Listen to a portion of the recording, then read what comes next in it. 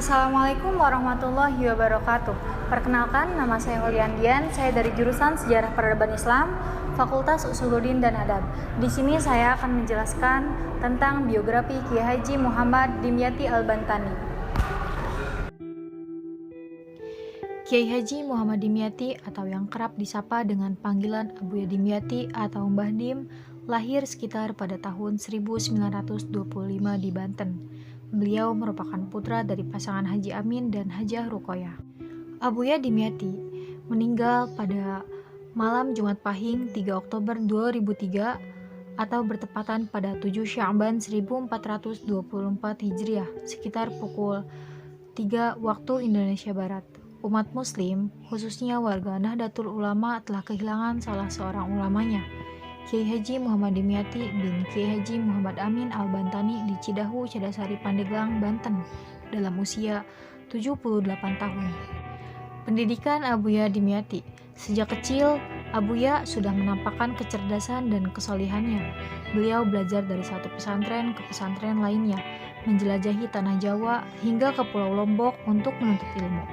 Abuya berguru pada ulama-ulama sepuh di tanah Jawa, di antaranya Abuya Abdul Halim, Abuya Mukri, Abdul Hamid, Mama Ahmad Bakri, Mbah Dalhar Watu Congol, Mbah Nawawi, Jajaran Jogja, Mbah Khozin Bendo Pare, Mbah Baidul Lasem, Mbah Rukyat Kaliwungu.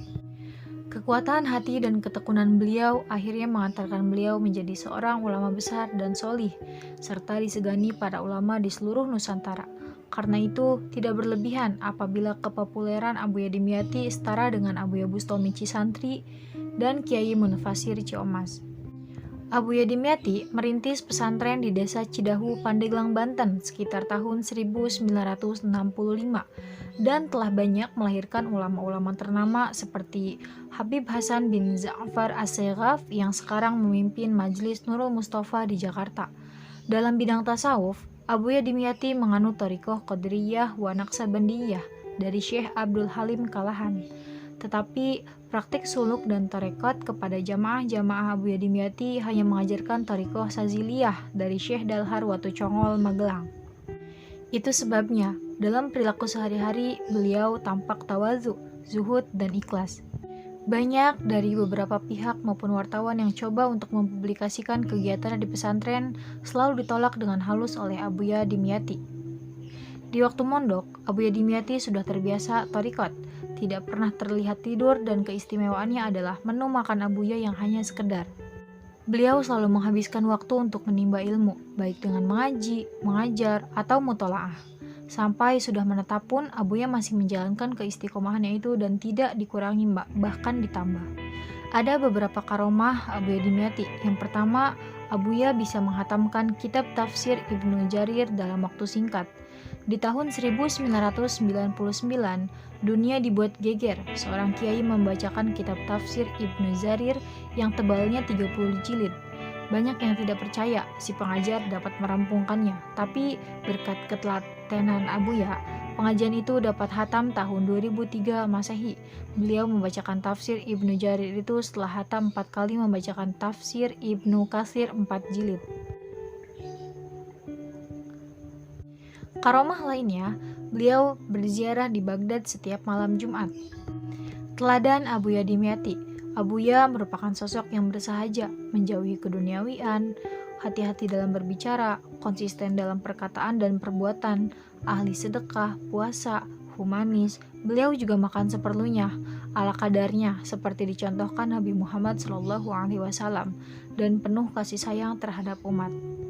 Semasa hidup, beliau dikenal sebagai gurunya para guru dan kiainya para kiai, sehingga tidak berlebihan jika Abuya Dimyati disebut sebagai tipe ulama khas al-khas. Masyarakat Banten menjuluki Abuya Dimyati sebagai pakunya tanah Banten, salah satu tanah yang diberkahi. Selain dikenal sebagai sosok yang sempurna dan menjalankan syariat agama, beliau juga dikenal sebagai salah satu ulama yang menjalankan kehidupan pribadi dengan pendekatan tasawuf. Dalam thariqah, beliau menganut thariqat Naqsabandiyah Qadiriyah, maka wajar jika dalam perilaku sehari-hari beliau penuh tawadu, istiqomah, zuhud, dan ikhlas. Walau dalam thariqah beliau menganut tarekah Naqsabandiyah Qadiriyah, Secara pengamalannya, beliau menempuh cara yang unik. Secara tegas beliau mengatakan, "Thariqah ai ngaji, jalan saya adalah ngaji."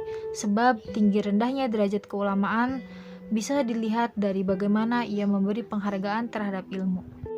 Sebagai sarana diwariskannya ilmu, dengan ngaji, sunnah dan keteladanan Nabi Muhammad SAW diajarkan dan diturunkan. Melalui ngaji, tradisi para sahabat dan tabi'in diwariskan. Ahmad Munir berpendapat bahwa ilmu adalah suatu keistimewaan yang menjadikan manusia unggul atas makhluk lain guna menjalankan fungsi kekhalifahannya. Adapun karya-karya Abuya Dimyati, ada beberapa kitab yang dikarang oleh Abuya Dimyati, di antaranya adalah kitab Minhajul Istifa. Kitab ini isinya menguraikan tentang Hizib Nas dan Hizib Ikhtifa, dikarang pada bulan Rajab Hijriah 1379 sampai 1959 Masehi. Yang kedua ada kitab Ashul Qad yang di dalamnya khususiyat sahabat saat perang Badar. Yang ketiga, beliau mengarang kitab Rosnul Qad, isinya menguraikan tentang Hizib Nas, Rohbul Qair, dan yang juga sama isinya yaitu menguraikan tentang Hizib Nas. Kitab lainnya yaitu kitab Bahzatul Qalaid, Nazam Tijanud Darori, dan kitab yang terakhir yaitu kitab Al-Hadayatul Jalaliyah, di dalamnya membahas tentang tarekat saji. Itulah biografi Kiai Haji Muhammad Dimyati Al-Bantani yang dapat saya paparkan. Kurang lebihnya mohon maaf. Wassalamualaikum warahmatullahi wabarakatuh.